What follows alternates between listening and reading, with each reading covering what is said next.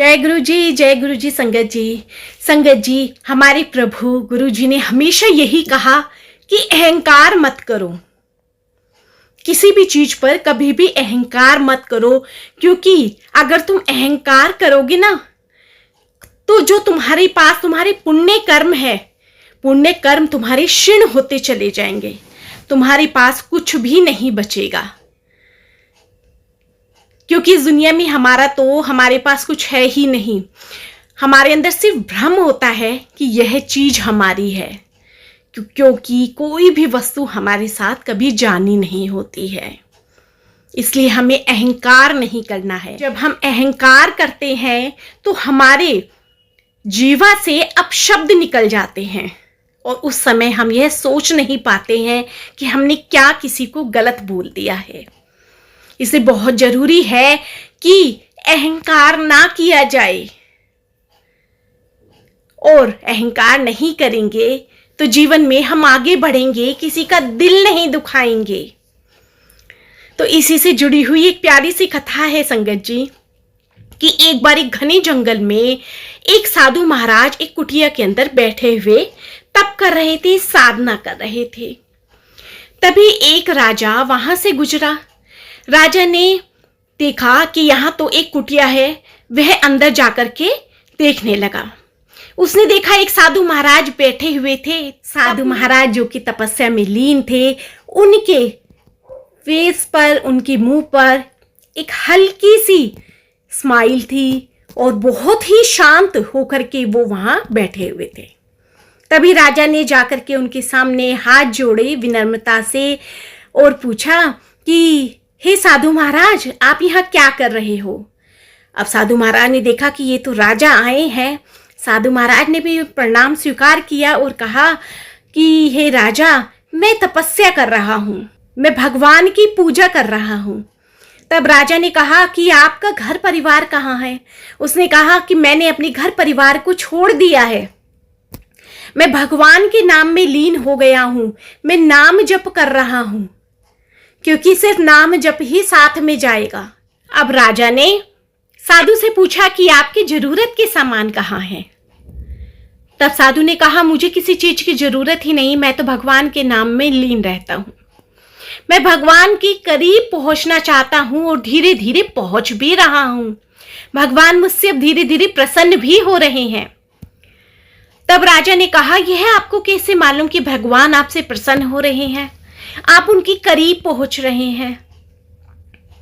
तो साधु ने अपने नीचे से, यानी कि उसके आसन के नीचे एक लकड़ी पड़ी हुई थी, सूखी हुई, वह लकड़ी निकाली और राजा को दिखाई और कहा कि हे राजन, ये जो लकड़ी है, यह मुझे लकड़ी भगवान ने दी थी और कहा था कि यह सूखी हुई लकड़ी जिस दिन तुम अपनी पूजा के द्वारा पूरी हरी कर दोगे, उस दिन समझ लेना कि तुम इस नाम जप के पहले पड़ाव पर आ गए हो।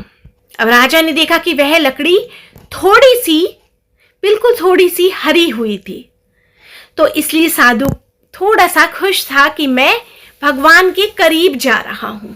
अब राजा को यह सब देख करके, सुन करके बड़ा आश्चर्य सा हो रहा था। उसने साधु को कहा कि मैं भी नाम जप पे बैठ जाऊं?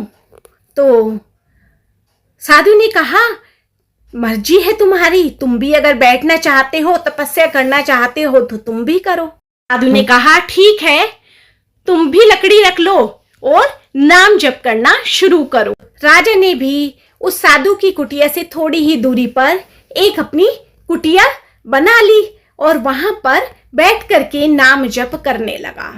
अब जब पहली ही रात राजा अपने तप करने के लिए, नाम जप करने के लिए बैठा, उसी रात को बहुत तेज बारिश हुई। बारिश इतनी अधिक तेज थी कि आंधी तूफान आ रहा था।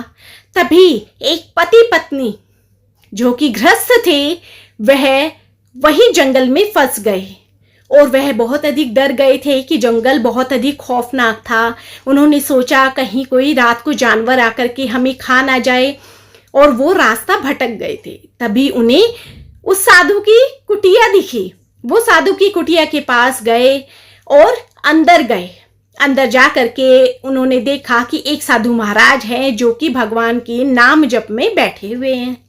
उन्होंने साधु महाराज को प्रणाम किया और बोला कि हे साधु महाराज, हम आज इस जंगल में फंस गए हैं क्योंकि जंगल में बहुत अधिक आंधी तूफान आ रहे हैं, तो हम अपना रास्ता भी भटक गए हैं। अब अगर आपकी आज्ञा हो तो क्या हम इस कुटिया में एक रात बिता सकते हैं? हम गृहस्थ हैं, पति पत्नी हैं।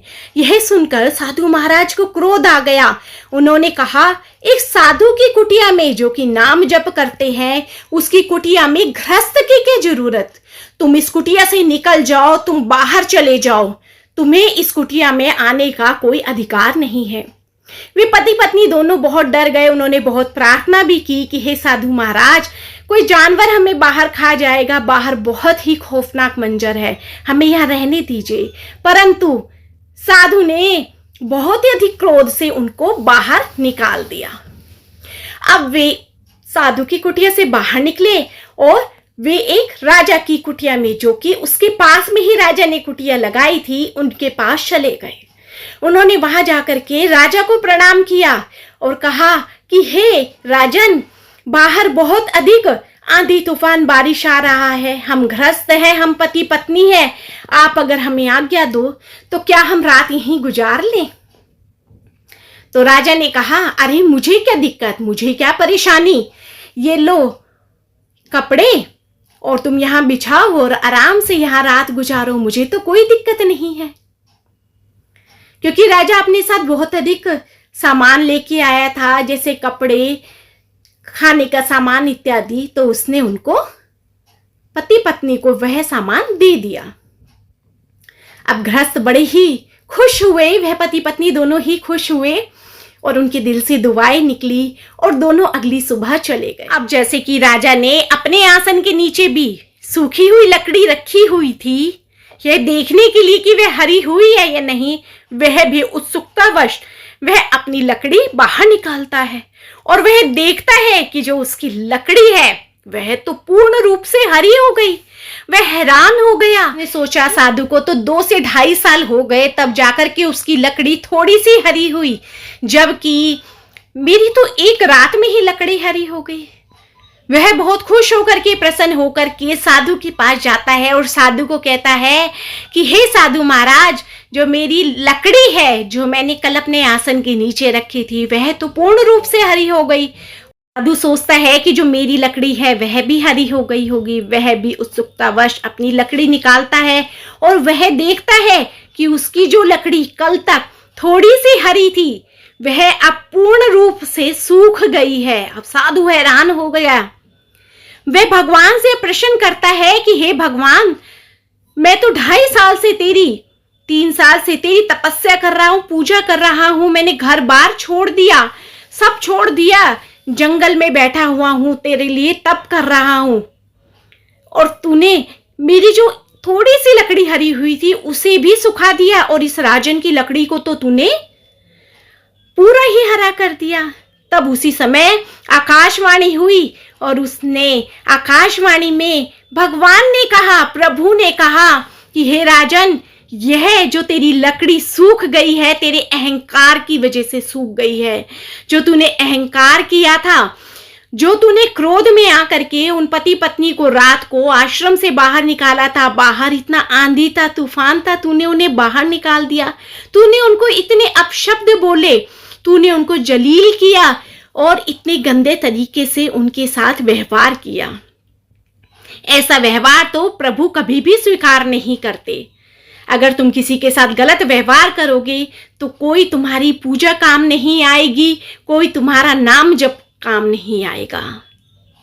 तो इसलिए हमें अपने जीवन में यही सीखना है कि हमें अहंकार नहीं करना है, अपने नाम जप पे अहंकार नहीं करना है, अच्छे कर्म करने हैं, अच्छे कर्म करते हुए और धैर्य के साथ, सहनशीलता के साथ, अच्छे स्वभाव के साथ जीवन में आगे बढ़ना है। गुरुजी से प्रार्थना करनी है कि हे गुरुजी महाराज, हमें सही रास्ते पे चलाना, हमारे अंदर अहंकार मत आने देना, हम नाम जप करें, नाम जप करें, हम हर सांस में नाम जप करें। नाम जप करने का अर्थ यह नहीं है कि हमें अपना गृहस्थ आश्रम छोड़ना है। हमें हर समय माला हाथ में लेकर के रखनी है, हमें हर समय मंदिर के सामने बैठे रहना है, घंटियां बजानी है। नाम जप का अर्थ है हर सांस में गुरु जी का नाम चलना है। हर सांस में गुरु जी का नाम चलेगा तो अपने आप सब सही होता चला जाएगा और हम ये फील करेंगे संगत जी कि हमारे मन में शांति आती जा रही है, हमारे स्वभाव में अपने आप परिवर्तन आता चला जा रहा है। कोई सामने वाला अगर हमारे साथ गलत व्यवहार भी करेगा तो आधे से ज़्यादा टाइम तो हम उसको छोड़ देंगे कि भगवान उसको अपने आप संभालेगा। और वो संभालते हैं आकर के, वो अपने आप देखते हैं कि कैसे इसने मेरी संगत को तंग किया है, इसने मेरी संगत को परेशान किया है, तो मुझे इसको कैसे सुधारना है। वो अपने आप देखते हैं संगत जी। तो हमें जीवन में अच्छे कर्म करते हुए, नाम जप करते हुए और सबके लिए सेवा भाव रखते हुए आगे बढ़ना है और अपने गुरुजी से प्रार्थना करनी है, गुरुजी हमें हमेशा सही राह पे चलाना। गुरुजी जय गुरुजी, शुक्राना गुरुजी, धन धन गुरुजी। ये प्यारा सा सत्संग आप आगे भी जरूर शेयर करना, ना जाने किस संगत को इस सत्संग की जरूरत हो, क्योंकि गुरुजी किस सत्संग में क्या बुलवाते हैं ये गुरुजी जानते हैं। क्योंकि किस संगत को क्या जरूरत हो, किस समय किस हिम्मत की जरूरत हो, ये गुरुजी ही जानते हैं। तो जय गुरुजी, शुक्राना गुरुजी।